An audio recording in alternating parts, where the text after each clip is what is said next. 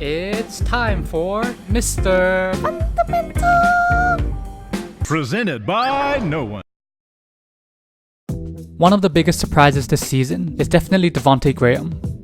Not only is he Charlotte's diamond in the rough, but he's also the best Kemba Walker replacement so far. Terry Rozier was pegged as Kemba's replacement in the offseason, and while his stats right now seems decent, he was putting up some inefficient numbers until Graham became a starter and pushed him to the shooting guard position. I'm not gonna sit here and tell you he's one of the better point guards in college and everyone overlooked him, but let's take a look into how he's lighting up his opponents in the NBA. Firstly, he has one of the most valuable skills in the NBA, pull-up three-pointers. The Hornets set a high ball screen, and Graham punishes Allen for not stepping up higher. These pull-up threes look a lot like the ones that Steph Curry makes. Even in transition, he has the ability to stop on a dime and drain the three. With how good he's been shooting the rock off the dribble, he has the green light to take these high difficulty threes off the screen. To show you how ridiculous his pull-up threes are, look at these stats. He's averaging just under 6 pull-up threes per game and hitting them at a 39% clip. That's even better than Harden, Trae Young, Kyrie, and Luka. He was actually leading the league in that category at 43% before his last 2 poor shooting games. Everything about his game starts with these pull-up threes. These shots bends the defense, force them out of position, and he adapts to it. Defenders have been chasing him over screens more aggressively, and he's already developed the instinct to jump into his defender and force the refs to blow the whistle.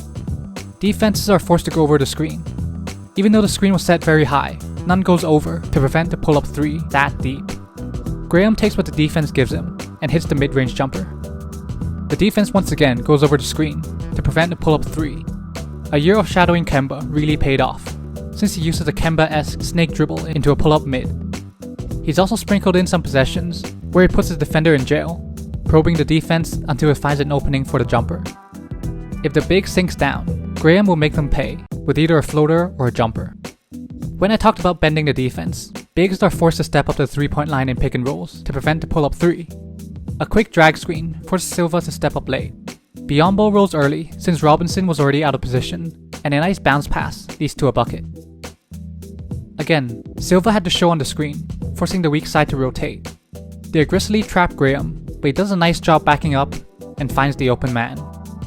Sometimes, the bigs get so aggressive on trapping that Graham will leverage that and earn 3 free throws. This time, Leonard shows on the screen. Look at how Graham is already scanning the floor, mostly trying to hit the roll man early. The defense collapses on Zeller, and a great find gets Bridges attacking the closeout. The Hornets' bigs have been benefiting from Graham's gravity and his willingness to give the ball up early. With a new 5-out system, the Hornets' offense have even more space to attack, and good luck defending these pick and pops. With Van Fleet and Gasol in ice position, attempting to give up a mid-range jumper instead of a 3 or a drive, Graham goes away from the screen, sucks in Gasol long enough for Zeller to hit the 3. Without many offensive options on the Hornets, teams have adjusted to putting more pressure on him. He has countered that by giving up the ball early and running handoffs. Look at how he hops when he catches the ball with a slight jab away from the screen. His defender now has to fight over the screen, and this is a great look despite the analytics. He is also countered by letting the offense create looks for him. He curls off the screen, and check out how he's selling that he'll be getting the backdoor pass. He's also looking at how the play is progressing, because when his defender falls asleep, he uses the pin down for a corner 3. He's been playing in 2-guard lineups since his college days with Frank Mason III, so he's no stranger to playing off the ball and spotting up for good looks. Not only has he benefited, but Rozier has been rejuvenated after moving to the shooting guard position beside Graham. You might have noticed I haven't talked about his drives yet, and this is where we start heading into his weaknesses. At 6'1", he doesn't have the size and bounce to finish at the rim. At times, he'll even throw up some wild shots. With Hill putting so much pressure on him, he gives it up to Zeller and runs a handoff. He gets his defender trailing and himself into the lane.